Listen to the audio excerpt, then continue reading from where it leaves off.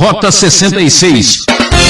Ele fica abalado emocionalmente. Pessoas geralmente com grande variação emocional, dirigidos pela ira, pela raiva, por atitudes radicais, absurdas, impensadas.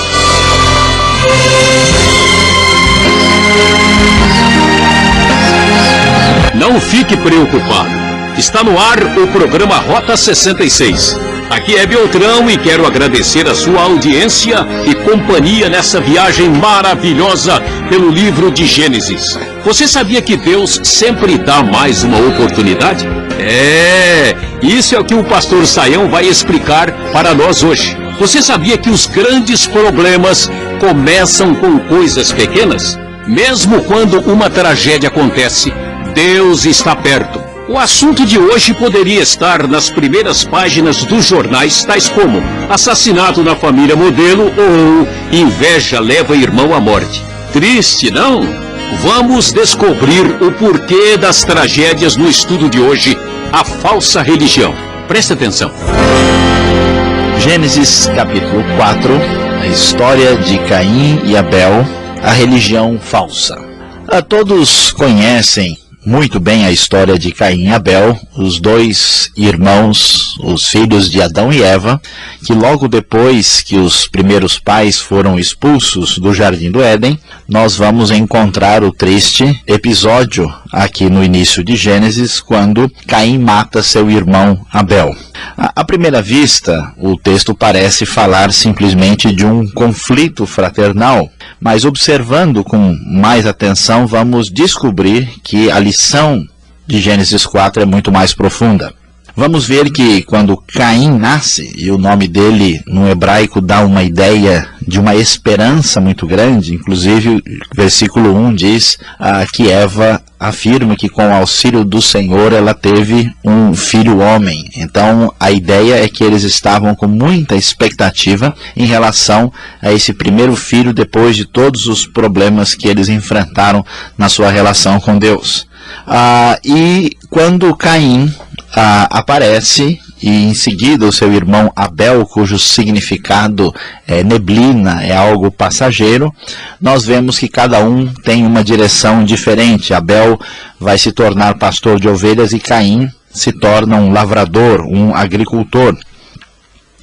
E o que o texto vai mostrar para nós é que todo problema começa num culto.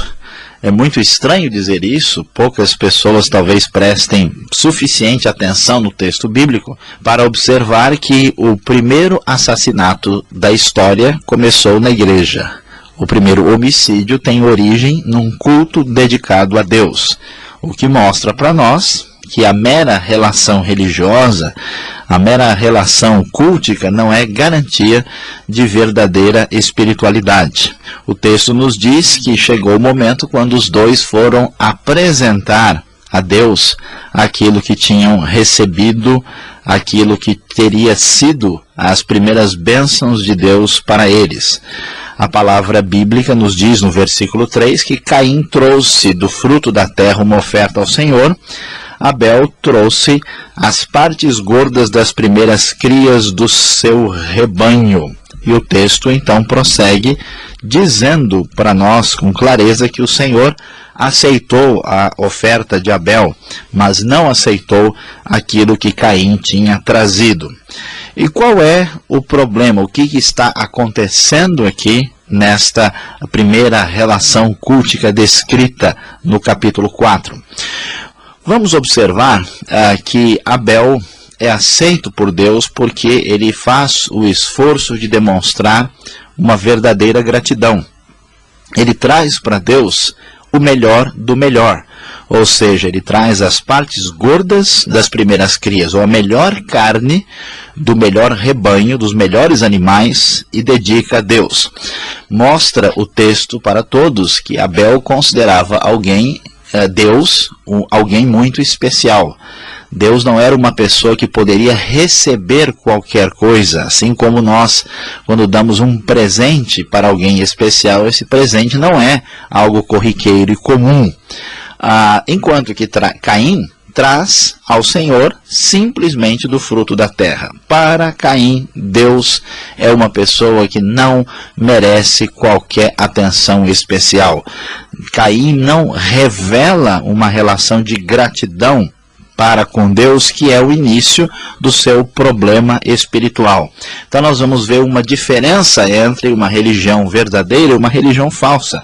A religião verdadeira se fundamenta na gratidão daquilo que Deus tem provido e dado a nós. É um retorno. Ela é uma relação de agradecimento, uma relação de reconhecimento. Ela começa com Deus e ela parte então de uma postura adequada do ser humano de retorno ao próprio Deus, enquanto que a atitude de Caim é muito diferente. Deus, para ele, é alguém simplesmente comum e normal. Qualquer pessoa que considere Deus simplesmente alguém normal, não digno de nada especial, está caminhando nos passos de Caim. E então o que vemos na sequência dessa religião falsa? Nós vamos ver um desdobramento no capítulo 4 de Gênesis muito interessante. De um lado, nós vamos ver uma decadência na própria pessoa de Caim. Podemos observar com bastante facilidade o que o texto vai nos mostrar, que Caim tem a sua queda espiritual ao rejeitar a pessoa de Deus na sua condição de alguém particularmente diferenciado, particularmente importante. Caim não é grato, a sua relação com Deus está abalada. A segunda coisa que nós vamos perceber nessa decadência, nesse contexto de enfraquecimento de relação espiritual profunda com Deus, que aliás mostra que o capítulo 4 está colocando uma sequência, que a queda que começou no capítulo 3 com o homem vai ter um aprofundamento no capítulo 4, nós vamos observar que Caim apresenta um segundo elemento que marca a sua queda. Quando Deus rejeita a sua oferta, que não era nenhuma oferta importante especial, que de certa forma é uma oferta de desprezo, porque considerar Deus alguém comum é um desprezo absurdo, Caim fica enfurecido e o seu rosto se transtorna. No hebraico ele fica com a cara caída, com a cara no chão. E então ele fica abalado emocionalmente. Pessoas geralmente com grande variação emocional, dirigidos pela ira, pela raiva, por atitudes radicais, absurdas, impensadas, muitas vezes têm grandes problemas espirituais. E aqui Caim mostra isso. E esse processo não curou o problema espiritual, se aprofunda com o seu problema de natureza emocional. Caim vai adiante, não para o processo de decadência. A Bíblia nos diz no versículo 7 que o pecado o ameaçava à porta.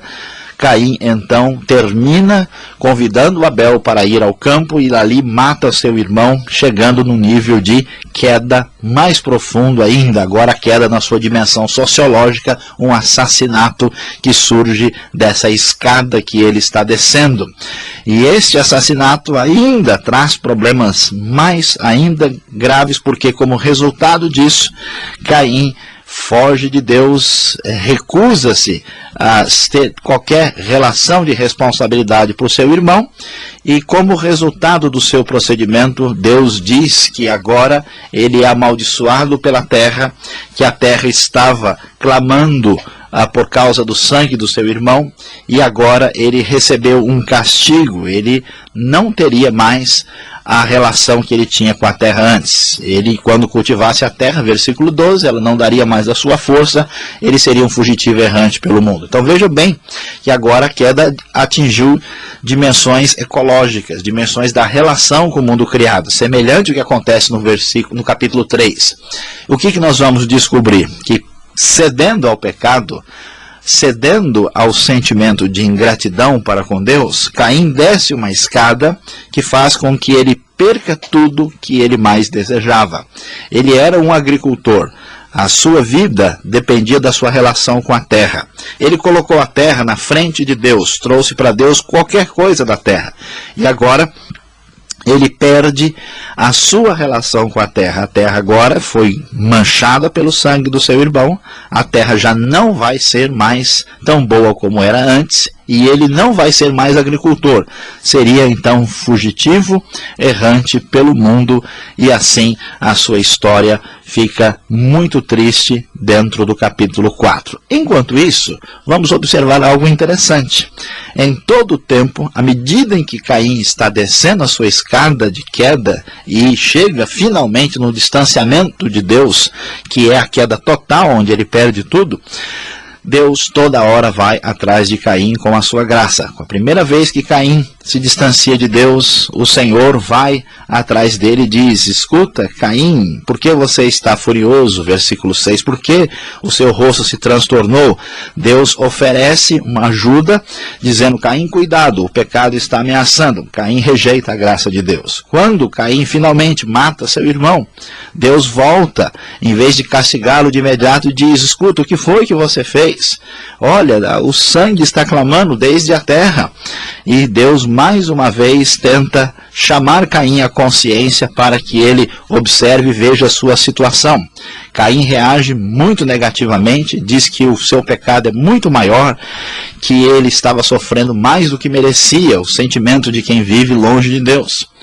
Então, nós vamos ver Deus fazer algo mais impressionante ainda. Deus diz: olha, Caim, ainda vou colocar minha graça sobre ti, pois se alguém matar Caim, sofrerá 7 vezes a vingança, ou seja, sofrerá vingança plena, completa. E Deus então coloca um sinal em Caim. Muitas vezes esse sinal é digno de disputas das mais absurdas, mas esse sinal é um sinal de proteção, um sinal de graça, para que Caim não sofresse o resultado completo dos seus próprios erros. Deus estava preservando com a sua graça para que ninguém que o encontrasse o viesse a matar, aquele homem que havia se afastado tanto de Deus. Portanto, nós vamos ver aqui nesse capítulo como o homem se distancia de Deus, como os grandes problemas começam com coisas pequenas e como Deus, na sua bondade e misericórdia, persegue o ser humano malfeitor e fraco na tentativa de fazê-lo retornar pelo uso grandioso, tremendo, especial e maravilhoso da sua graça, da graça de Deus.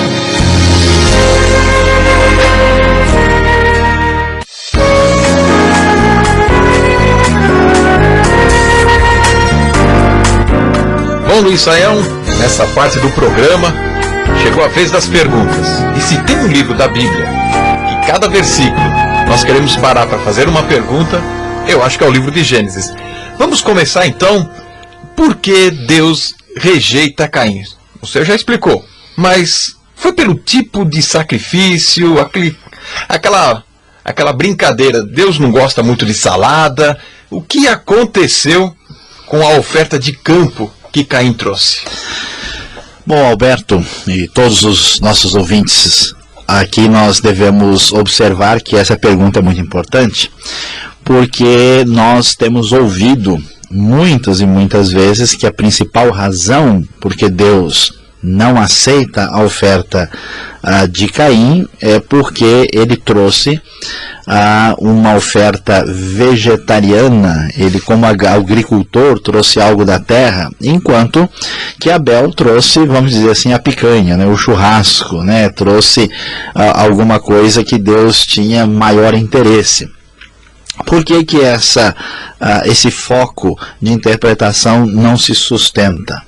A razão é, primeiro, que o texto em nenhum lugar sugere isso. Não há nenhum versículo aqui em Gênesis 4 que venha dizer que Deus estava interessado num tipo de sacrifício e no outro não. Além disso, nós vamos ver também, mesmo que alguns digam, mas em Hebreus não diz que, né, o justo Abel ofereceu um sacrifício, mas o que está sendo destacado lá não é o tipo, mas sim a fé que Abel teve. A questão fundamental aqui não pode ser discutida sem entender que mesmo na lei nós temos sacrifício também de vegetais, que envolvem vegetais, não sacrifício propriamente disso, mas ofertas, né?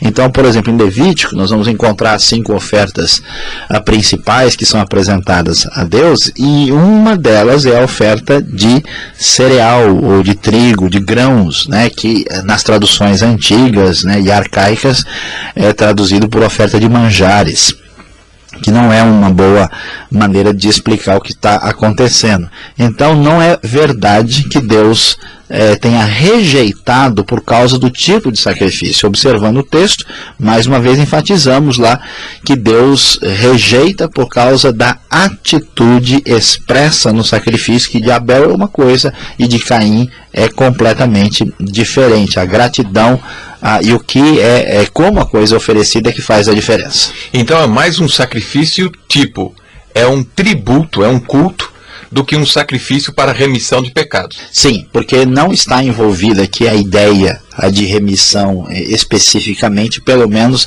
nesse início de texto, não. Claro que a história da redenção vai ser acompanhada com esse tipo de perspectiva, mas de maneira nenhuma a ideia aqui é que Caim não estava querendo que o seu pecado fosse remido e trouxe, né, o fruto da terra. Isso seria complicado, porque isso indicaria que a atividade agrícola, por definição, já colocava a pessoa numa relação de desvantagem para com Deus. E o texto não pretende sugerir isso, mas pelo contrário dizer que o culto que Deus quer é genuíno, né, é verdadeiro, não é um culto feito de qualquer jeito. Mesmo porque as pessoas se perdem vendo superficialidade, né, nas atitudes, e não é aqui o que o texto está nos ensinando. Agora, Luiz Saião, Deus não deveria aplicar então uma justiça um pouco mais justa, rigorosa, já que Caim é um assassino, já que ele aprontou ou, digamos assim, dizimou uma boa parte da população mundial em seu tempo? É verdade, Alberto. Olha aqui, 25% é o índice, né, de homicídio aqui na região. Foi um genocídio, né? Pois é, está mais alto do que as grandes metrópoles do mundo hoje. Veja, se nós pensarmos objetivamente, nós deveríamos até pensar isso mesmo. Deus não deveria aplicar a justiça. A grande questão é que Deus não tem em atividade apenas a sua justiça, mas também a sua misericórdia e a sua graça e o seu amor. Então Deus dá mais uma chance, Deus protela, Deus considera a sua graça, e por isso o Gênesis reflete muito isso, porque se Deus aplicar plenamente a sua justiça, quem subsistirá? Nós, na verdade, por causa do nosso raciocínio assim antropocêntrico, né, colocando o ser humano como centro de tudo, achamos que se alguém cometeu um homicídio, um assassinato, pronto, essa pessoa chegou no grau mais absurdo, não há mais nada que fazer com ela. Isso não é bem verdade, né? Nós vamos ver que grandes homens da Bíblia como Moisés, Davi, Saulo ou Paulo estavam numa condição próxima aqui a de Caim. A grande questão é que o problema profundo do homem é de natureza espiritual na sua relação com Deus. O assassinato é um resultado, uma decorrência desse câncer maior que existe no coração humano.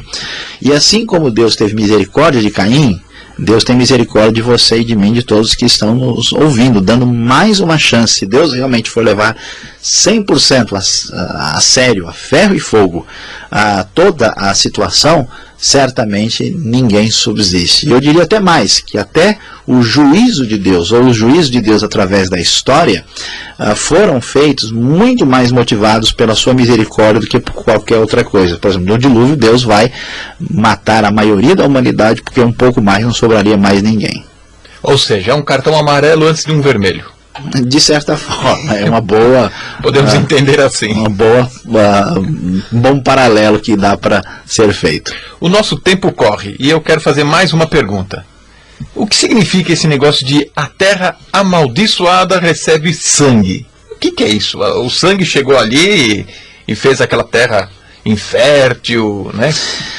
Isso é um pouco misterioso, mas traz um conceito teológico extremamente relevante, que hoje nós imaginamos que o que nós fazemos fica no domínio da nossa individualidade. Aquela famosa história, olha, o que eu faço é problema meu, ninguém tem nada a ver com isso.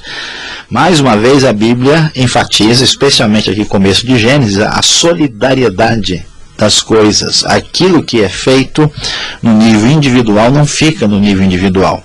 E então o pecado de Caim, que tem uma dimensão em relação a Deus e tem uma dimensão depois em relação a Abel, ao seu irmão, atinge a terra e acontece nessa sequência uma ruptura entre ele e a própria terra. Há um distanciamento, um aprofundamento de ruptura entre ele e a terra, mostrando que o que é feito de errado contamina também o meio ambiente. Então, uma dimensão ecológica do pecado. Uma coisa interessante, porque isso foi mais ou menos descoberto meio recentemente, né, que aquilo que o homem faz destrói o ambiente à sua volta, e é uma das grandes preocupações mundiais. É um tipo de raciocínio semelhante. E atinge o seu próximo, com certeza, né? Sem dúvida. Para terminar, eu não resisto a essa pergunta. Que sinal foi esse colocado em Caim? Me diga aí, existe um contexto? Não, isso tem a ver com raça, tem a ver com a cor. Como é que é? Como é que a gente sai dessa? Essa pergunta é extremamente relevante, especialmente em nossos dias, quando essa questão étnica é tão discutida e com bastante razão. Infelizmente, grupos religiosos do passado, inclusive grupos chamados cristãos, praticaram oficialmente o racismo, né, o racismo entendido como a possibilidade de prejudicar ou de maltratar ou de tratar de maneira diferente, de forma negativa, uma outra pessoa por causa da sua raça e da sua cor. E então eles justificavam isso com base em supostos apoios bíblicos, e um dos apoios seria esse texto, dizendo o seguinte, que Caim era uma pessoa que foi amaldiçoada. Deus colocou um sinal. Que sinal? Esse sinal seria que ele teria ficado com a pele escura, teria se tornado um negro ou coisa do tipo. E, portanto, todas as pessoas de pele escura ou de raças, vamos dizer, não europeias ou brancas, seriam descendentes de Caim.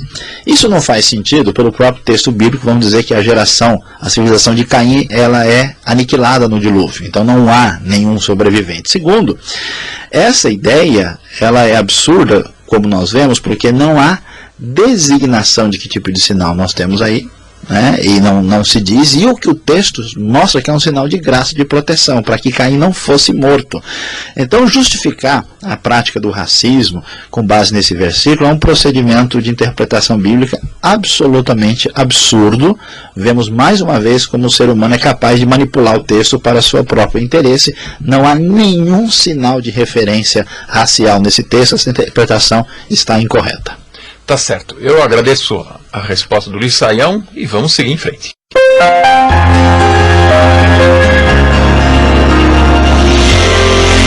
Hoje, com o nosso estudo de Gênesis 4, do versículo 1 ao 16, nós vamos aprender as lições principais para a nossa vida de maneira prática.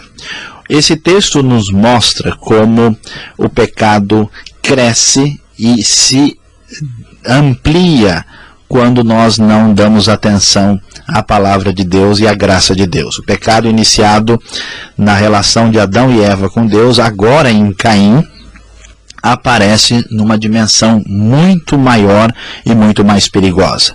E a grande lição que temos nesse texto é que as coisas grandes começam pequenas. Nós muitas vezes valorizamos um grande pecado, uma espécie de erro brutal e assustador, sem prestar atenção ao processo e à origem desse erro.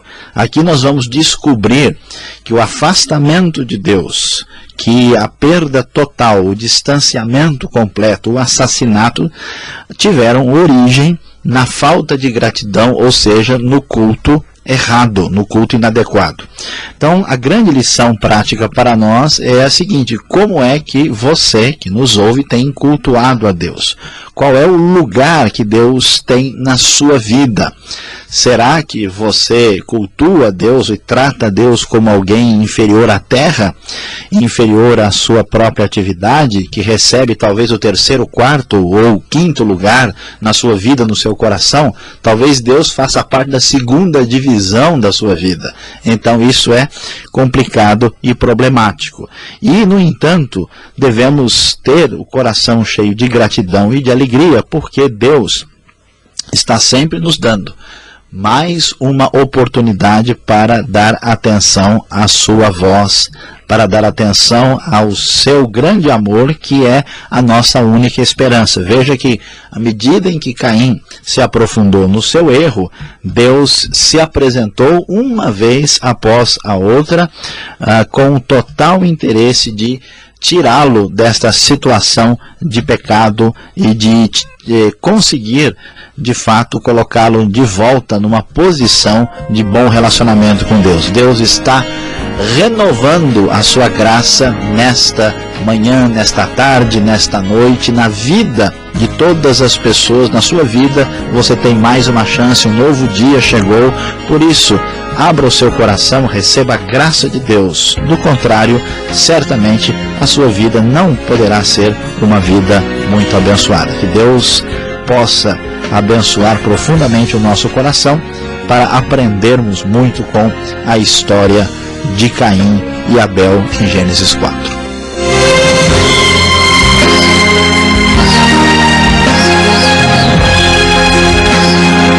Ah, que pena, por hoje é só. Rota 66 vai ficando por aqui. Espero por você no próximo programa, nesta mesma emissora e horário. Um forte abraço e fiquem na paz do Senhor.